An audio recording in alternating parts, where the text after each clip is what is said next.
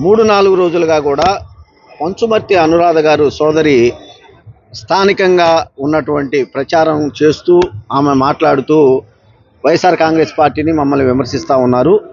మా సోదరి గారైనటువంటి పంచుమర్తి అనురాధ గారికి నేను చేసే రిక్వెస్ట్ ఒకటే, అమ్మ మీరు మొన్న ఈ మధ్య జరిగినటువంటి తెలంగాణ ఎన్నికల్లో కేటీఆర్ గారిని ఉద్దేశించి ఒక మాట అన్నారు, ఒక్కసారి గుర్తు తెచ్చుకోండి, లేదంటే ఆ వీడియో మేము చూపిస్తాము.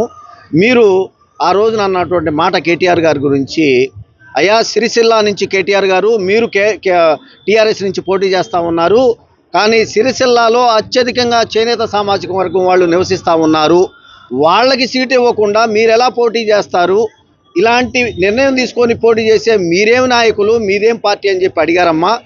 చాలా మంచి ప్రశ్న వేశారు. కాకపోతే దాన్ని ఇక్కడ కూడా ఒకసారి మీరు ఆత్మపరిశీలన చేసుకోండి.